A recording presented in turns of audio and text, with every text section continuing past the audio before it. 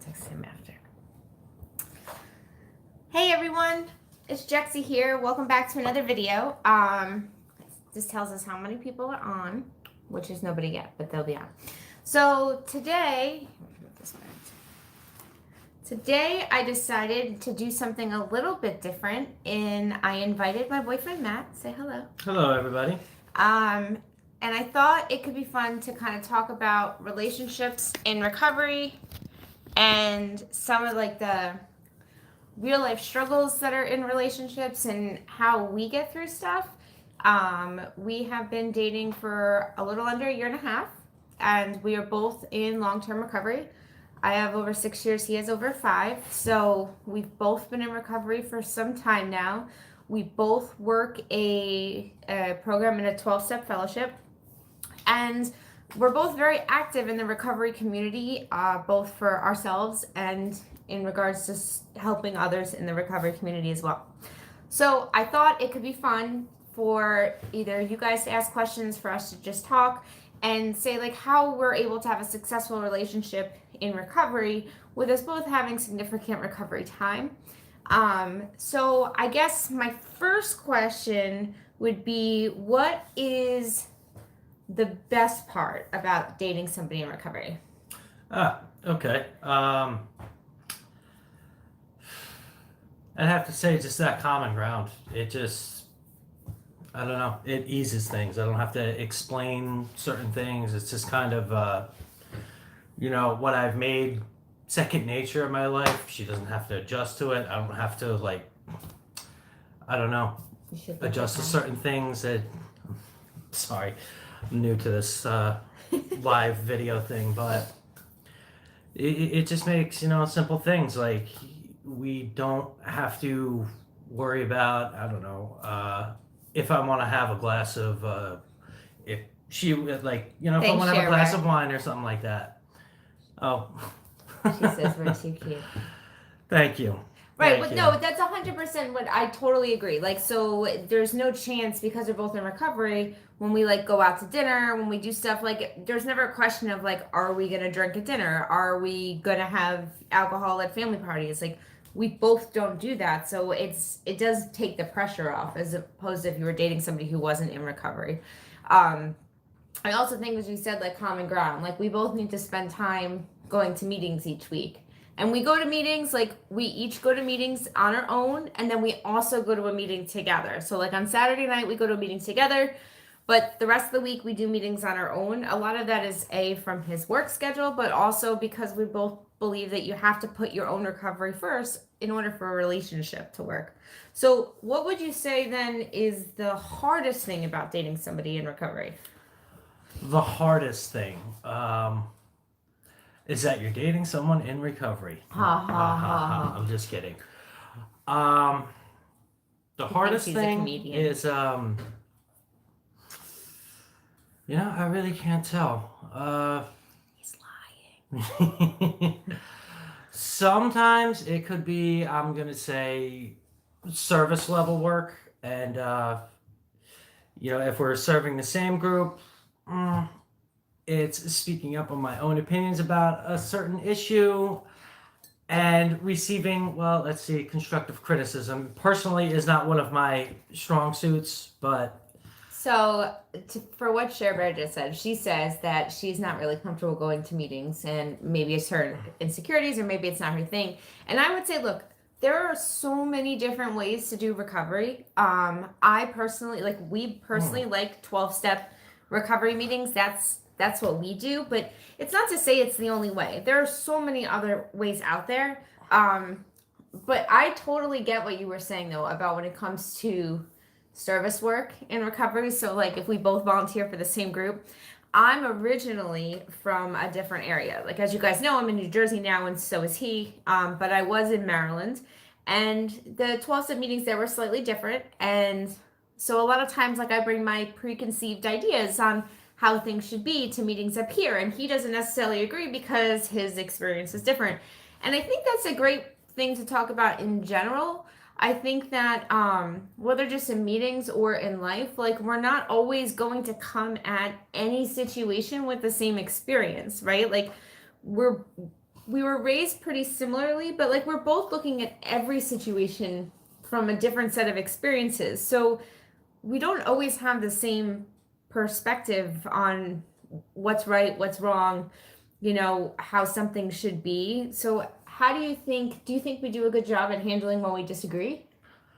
If we talk about it and and we like really talk about how we're feeling about something, like yes, and I think we do. Uh, Sometimes something she says may upset me, but I and I in don't the do moment, any such in the thing. moment, and vice versa. But it's necessary for that kind of honest communication in order to be able to feel the way you feel. Otherwise, it's just like on a long-term scale, if you're bending to please a certain somebody and you're not comfortable with something, or like for my own case, I've seen this happen before and it just doesn't work. You have to be your own individual and be comfortable with your partner, comfortable enough to really express yourself, but not in such a strong standoffish way, but in a firm way. And it's kind of like walking a tightrope where don't want to be offensive, but I don't want to be too, you know, That's too much of a wuss, I guess to say. What are you talking about, Willis? So we are talking about like the pros and cons of dating someone in recovery. I know Real Talk Recovery is also in a relationship with somebody in recovery. Hello. Her and her partner have a little less clean time than we do. So that's why I thought like it would be nice because he's got over 5 years, I've got over 6, and so I thought like, and we've been together now for a little. It's definitely hard. But there are some benefits though, because I feel like because we both have been working like a recovery program before we met each other. We actually met each other at an NA meeting. My camera gets so mad. It's trying to like focus at the same time, and I keep moving. But because we were both working a recovery program before we met each other, it definitely helped that we both had like a good base in recovery before we tried to work on a relationship. Yeah, so I think that does come into like create problems. So I don't know if you saw when two people in a relationship do a different type. I can sit on my leg. When two people in a relationship do different types of recovery, and I think what's important is not necessarily that you guys use the same type of program, but that like each person is doing something for their recovery. Like I think it's very difficult if one person's not working a program at all. Do you feel like the recovery program you work now is the same that it was when you first started, or has it like kind of changed over time? I'd have to say I need to apply different things to different areas of my life, and as I learned more, I had to make adjustments. Yeah, what Real Talk Recovery, her name's Nicole, by the way. What she just said is that her and her husband were running partners, and then they got clean, and so she's been able to stay clean for a while. She's got, I think she just said 3.5 years, but her husband is still struggling with slips and stuff, and I think that's hard. Like we've talked about that. Like, all right, so we didn't know each other we didn't know each other at all until recovery. So that's something that like I've worried about is like what happens if one of us has a relapse, like whether it be like something small or something big. Like obviously if it's something big, you'd be like, well, we have to end the relationship. But what if it is just a slip? What if it is just a one time like like, oh my gosh, like I don't know. And the other thing is we have different drugs of choice, and so we've had conversations about like certain drugs are more dangerous for me than they are for him. Like painkillers weren't his drug of choice, but they were mine. So it would take a pretty serious injury for me to feel okay taking them. Whereas for him, if he had a serious injury and needed to take them, it wouldn't be such a scary thing because that wasn't really his problem. So I think that it definitely comes up. No, nobody wants to give up on somebody. Like especially when you love somebody, like you don't want to give up. You don't want to be like, well, it's over, that's it. I don't know.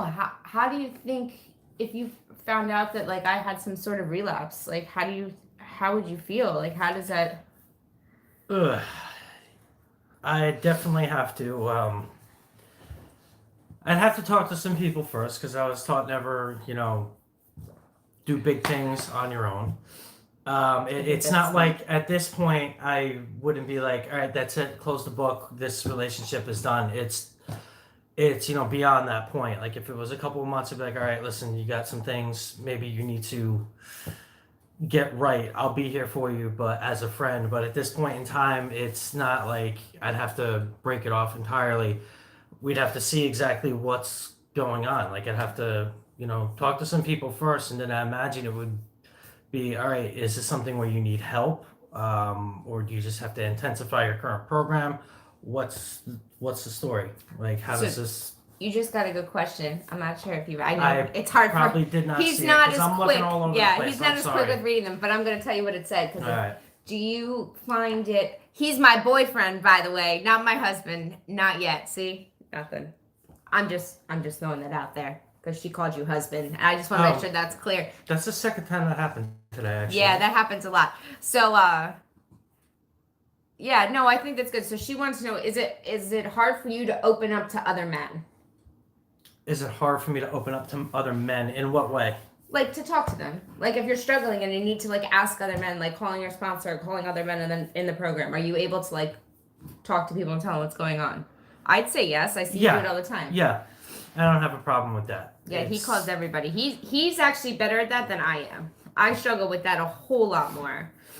Yeah, like in recovery and sponsorship. Yeah. Okay. Yeah, it's just a matter of keeping that.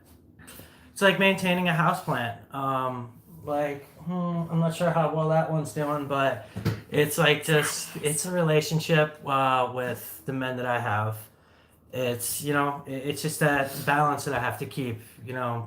Having a conversation's like pouring some water into it or whatever, and you can't have too many conversations. Like bombarding the person with 35 phone calls a day, that's not going to work. But then for not talking to them like a month at a time, and the person's supposed to be like my mentor or sponsor, whatever you like to call it, that really doesn't, that wouldn't work because it's, I struggle to call my sponsor on the regular, like all the time. And so whenever he's like, I couldn't go this long without calling my sponsor, I was like, yeah, is that a hit at me? Because I'm awful at it. And it's not just my sponsor. I'll answer the phone. For those of you who know me, who call me, I answer the phone. I have no problem talking to people. I just don't like picking up the phone and calling people. I just don't do it. It's not for any reason, but I feel like if I have a few seconds to just sit where I have time to call, I don't want to call anybody. I just want to sit and relax, So, but I can identify with that actually. Yeah, it is hard to reach out though. Like I do struggle with that. As I said, he's so much better at it. Like he really jumped in and like he takes recovery. I mean, we both take recovery seriously, but we have our different ways. But I would say that like he's so much better at calling people and and things like that than I am. And I don't know, I feel like I remember one of my doctors found out that I told him that we were dating, and he said that he's like, you're dating someone in recovery? I don't know how I feel about that. And it was funny because I was like, we talked back and forth about the pros and cons, about whether it's a good idea, whether it's a smarter idea in recovery to date somebody who's also in recovery. Yeah, I agree. It's a lack of willingness. Well, that's the thing. It is a life or death thing, and I think we both realize that for ourselves. But yeah, my doctor was like, we had this whole conversation about whether I thought it was better to date somebody in recovery or date somebody out of recovery. Because if you're dating someone out of recovery, like, sure, you don't have to worry about relapsing. You don't have to worry about, like, falling out of your program. You don't have to worry about those kinds of things. But, like, regular people, like, have a glass of wine at dinner sometimes. Like, regular people, like, may smoke a blunt with their friends on the weekends, right? Like, those are things regular people do. And I don't know how much I could put up with that and not feel pressured to like go that route, I guess. Whereas dating someone in recovery, like I don't struggle with that as much. Like I feel like we're both on the same page with that. Like I'm not so scared about like, oh well, what's gonna happen if we go to a wedding together? Like if anything, we at least have one other person who's not using. of course, we all want control. You know, we all want to control. Are you kidding? Like, we struggle with that. I can't tell you how many times he's like, well, on this step, or if you call your sponsor, but like we've had. I try not to do that these days. We've had long conversations about that because I was like, it feels bad. It feels bad if you're like, oh, well, on this step, you'll figure this out. And I'm like, why can't I figure that out now? Or if he says, like, maybe you should call your sponsor about this. And, like, whatever it is something between us. I'm like, wait, so why can't we discuss it? It's an issue that we're having. Why do I have to call my sponsor about it, you know? Yes, we do tell each other to call our sponsor. He'll take constructive criticism a little bit better than I will. Don't give me that look. I'm always like, why did you say that? Why do I have to call my sponsor? I know how I feel. I just want you to get on the same page, you know. But usually if he says that, he's meaning it in a loving and caring way. He's never says it to be hurtful, which I think is important. You know, like we never use each other's recovery against each other either. Yeah, that's you don't want to do that because it's like, once you do that, it's almost like you're shooting yourself in the foot almost. Yeah, it's like basically saying my recovery's better than yours. No, the moment you do that, like that's the moment like you're kind of lapsing into old behavior. Yeah, no, it is hard to cross the line, and I think you're really right, Matt. Like it's hard. That's what I hear. Like if you tell me to do something recovery related, like what I hear is that you know more than me, that you have a better program than me or something, and I want to be like, what the f are you talking about? I got more clean time, but that doesn't mean anything, right? Like if he's working harder, if he's doing more step work, if he's calling his sponsor more, if he's doing these other things in recovery better than I am, just because I have more time away from using doesn't mean that I have a better program, you know? And I think that that's also important, is to understand, look, we all want to, I think as women, especially, and other women who are watching, don't hate me, but I think as women, we like to be like, I know. Don't give me that look. Yeah, look, you can only do what you can. And I can tell you that when I was with my ex-husband, that was an entirely different thing. And finding out he was using, and he was taking prescribed medication for a really long time. Of course you're going to be emotionally attached, especially since you guys were together before you got clean. Like that's a struggle. And like, I don't know. Like, I really believe that like, each relationship is different, and some relationships will come through things like this and some won't, and nobody else can know that for you, you know? Like I don't think anybody else can tell you exactly what's right. I think what's important is knowing what's right for you, right? Like, is staying with him going to cause you to use? Is staying with him going to cause you to lose your child? Is staying with him going to, right? Like, if the answer is like no, then there's no harm, right? It's about, yeah, I think giving it up is the only thing we can do. Like, how addiction's hard. Like he was saying, like if you found out I'd relapse, like when we first used to talk about it, he was like, I'd have to break up with you. And like now it's not that way, right? Like if I relapse today, would you? Now. Yeah, you would be harder for you just to get up and walk away, right? Well, that's the easy thing, is just to cut off. For me, the easy thing is just to run. The harder thing is to actually face the situation and make an adult decision, which is, you know, all right, this is hard, but let's find out what's going on. Again, there are different degrees. Like, has she been using for the past 6 months and getting away with it and I just didn't know it? Or is it a situation like, look, I was, out with some high school friends or whatever, I slept, I had a few drinks, and, is it that kind of relapse, or is it like, has there been like some real serious deceit going on? Like, oh, I think that's a good point. Like does relapse come with deceit? I've been told that the relapse happens well before you pick up the drug or drink, whatever. So, there are many ways of looking at it. It's tough. It's definitely not an easy situation. So before we go, the one thing I will say is that for anybody, relationships are hard enough. Like, period, right? Like there's nobody who's like, this relationship is totally easy, it doesn't have any problems. Like that's just not life, right? Like all relationships have their struggles. And I think what's important is that people are on the same page, you know? Like if you love your partner and your partner loves you, and then you just do the best you can. Like nobody's gonna be perfect, right? Like I wouldn't say our relationship is perfect, but it's perfect for me.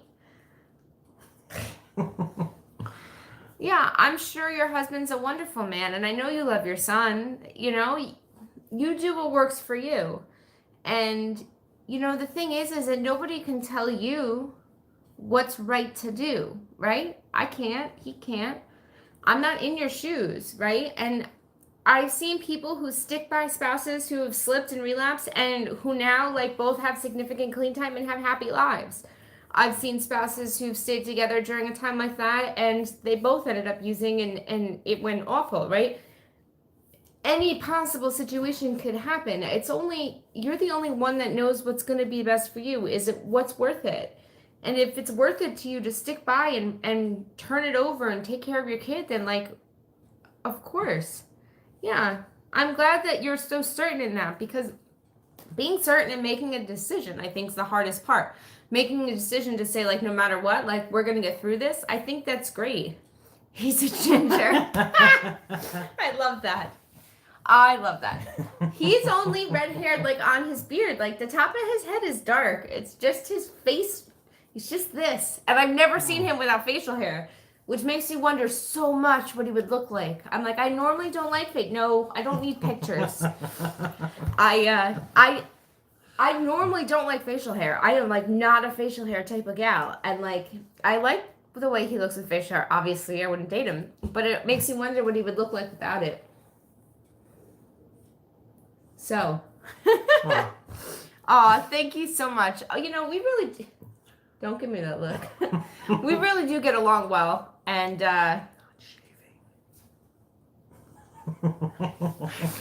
we do get along well, and it's nice, you know, but we're very open communicators, right? Like, we don't always get along, but we always talk about things, like, all the time, you know? So, all right. Well, it's been over 22 minutes, so we are going to go because we have a few more hours while my kids are out with their dad. So we're just going to hang. But it was really great chatting with you, and hopefully hearing us chat about relationships was in some way helpful to somebody else. If not, it was fun for us. So, right? I'm good. Yep. That was like the biggest one. I was like, I'm good. I'm good. Thank you very much for joining us. Have a great nice day to meet too. you all. Bye, hen.